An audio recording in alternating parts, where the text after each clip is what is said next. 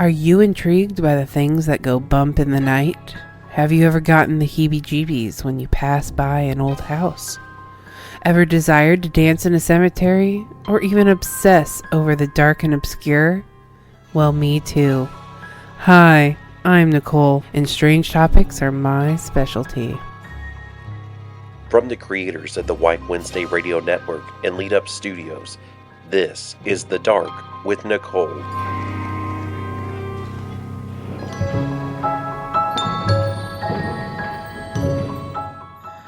Alright, welcome all my bats and baddies back to The Dark. Tonight, or today, whatever. It's gonna be a what did you just say? I'm here for a good time, not a long time. Yeah, absolutely. Yeah. All right. So this particular subject I have been obsessed with since watching the Mummy movies, which is just mummification, which is just everything a little girl dreams about. I mean, I love Egyptology as well, but mummification, she be up there. She be up there. Don't steal any sacred jars. Don't touch anything. Okay? Just don't. No touchy. No touchy. All right. So the practice of mummifying the dead began in ancient Egypt, c. 3500 BCE. The English word mummy comes from the Latin mummia or mumia. Mamma mia. Because it's not mamma mia. It's not mamma mia. Mumia. It's mumia. Mumia. Is derived from the Persian mum, meaning wax, and refers to an embalmed corpse which was wax-like. The idea of mummifying the dead may have been suggested by how well corpses were preserved in the arid sands of the country. Makes sense. Because here, they're just going to become sticky. Is your coffee cup empty? Because you keep hitting it. Yeah, it is. I was like, I think it is, but I don't know. Nervous. I'm sorry. The key ingredient in the mummification was natron, or nutri.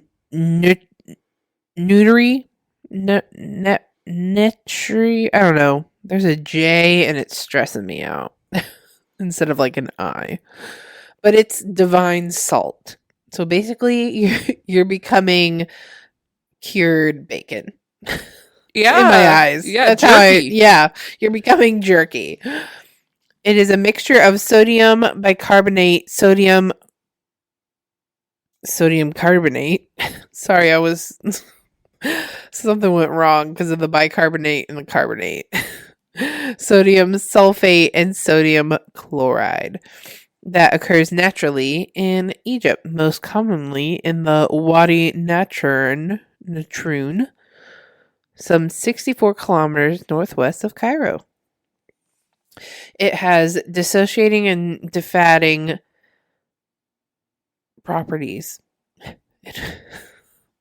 and was the preferred desiccant, although common salt was used in more economical burials. Did you know? Burials? Yeah, sounds great. Did you know there are 3 types of burials that people could choose from? No, I didn't. Yeah. Give me option number 1. So the most expensive burial consisted of: the brain was removed via the nostrils with an iron hook, and what cannot be reached with the hook is washed out with drugs. Next the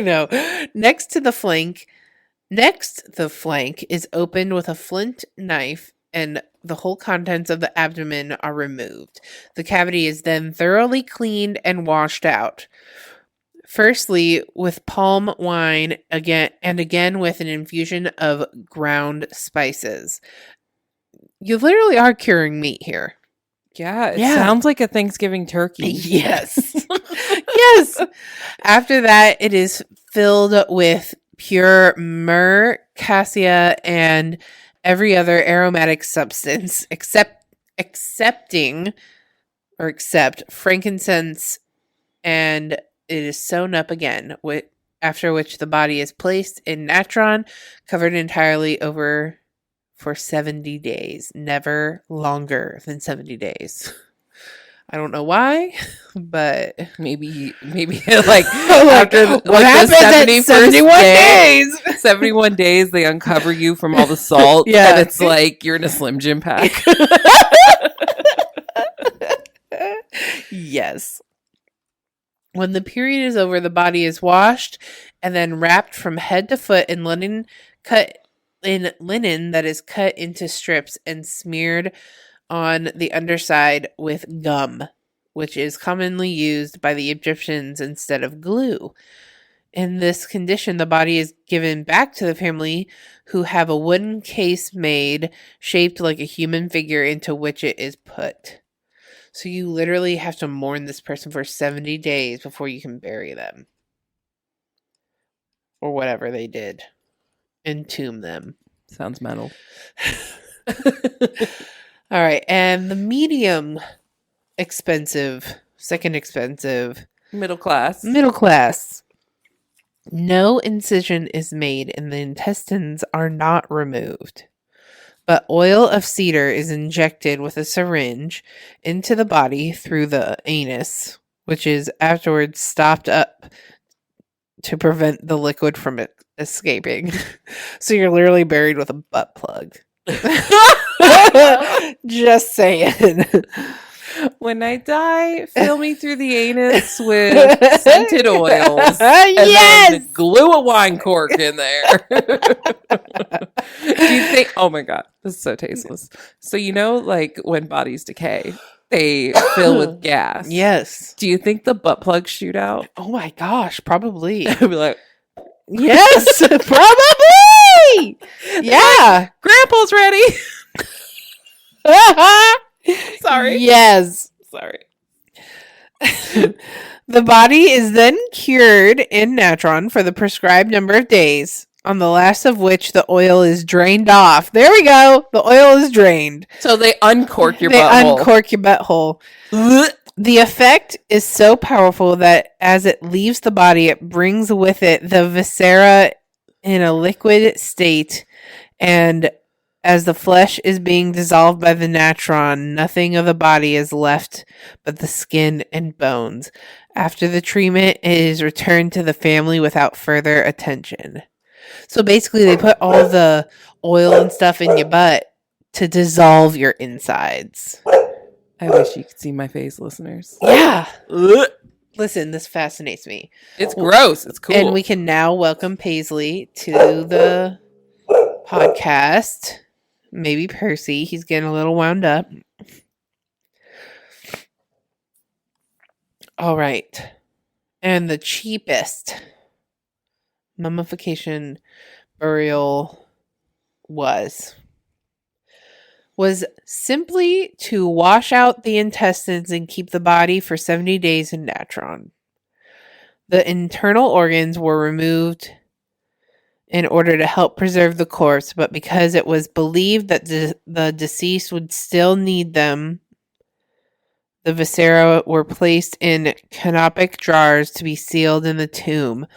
Only the heart was left inside the body, as it was thought to contain the aspect of the soul. So, like, in the Mummy, where he had those 4 jars that were his. That'd be like your stomach, your spleen, your kidneys, stuff like that. Yeah. All right, I'm going to talk about the like how the embalmers do some things. Okay? Yeah, they put a syringe in your butt. They put a syringe in your butt. So the embalmers remove the organs from the abdomen through a long incision cut into the left side. So not even like down your sternum. It was literally along your side of your body. In removing the brain, they would insert a hooked surgical tool up there and up through the dead person's nose and pull the brain out in pieces. But there is no evidence of embalmers breaking the nose to enlarge the space to get the brain out more easily. Breaking the nose was not the preferred method because it could disfigure the face of the deceased, and the primary goal of the mummification was to keep the body intact and preserved as lifelike as possible. This process was followed with animals as well as humans. Egyptians regularly mummified their pet cats, dogs, gazelles, fish, birds, and baboons, and also the Apis bull, considered an incarceration of the divine. The removal of the organs and brain was all about drying out the body. The only organ they left in place in most eras was the heart, because it was thought to be the set of the person's identity and character. Blood was drained and organs removed to prevent decay. The body was again washed and then dressed with the linen wrapping. So that's what basics of mummification are. They mainly just sliced you open like a deer and took out your innards. They field dress you. They shove you full of stuff, season you like a turkey, throw you in some salt. Literally, yeah. And you're cured bacon. Yeah. I'm just trying to think of a title that has to do with cured bacon. I did write down, if you want to know what the souls are, because the soul in Egyptology is separated into 9 parts, and it made me think of Horcruxes. Okay. Okay. So there's the cat, which is Khat. It was the physical body. The Ka, one's double form or an astral self. The Ba was a human-headed bird aspect, which could speed between the earth and the heavens, specifically between the afterlife and one's body. There's the Shuet, which was the shadow, like your shadow self. The Ka was the immortal, transformed self after death. The Sahu, or So, I don't know how to pronounce a lot of these because I haven't gone that far into Egyptology.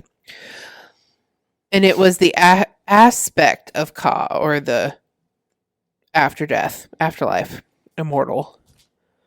And then the Sekum was another aspect of the Ka. And then there's the Ab, which was the heart, the source of the good and the evil, the holder of one's character.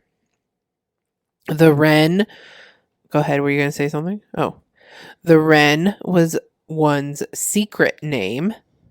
Can we give ourselves secret names? If I tell you, is it still a secret? No, you have to keep it to yourself. Okay. I'll keep mine to myself. I'll work on mine. And the cat, okay, was that 9? Sorry. Yes, so those were the 9. The cat needed to exist in order for the Ka and the Ba to recognize itself and be able to function properly. Once released from the body, these different aspects would be confused and would at first need to center themselves by some familiar form. So those are your souls. That is all very interesting. Yeah. You literally look like you're about to pass out. No, I'm thinking about the title for this. And I'm like, it's like paint me like one of your French girls. Yeah. Be like, cure me like one of your Egyptians. Like one of your mummies. Yes. Okay.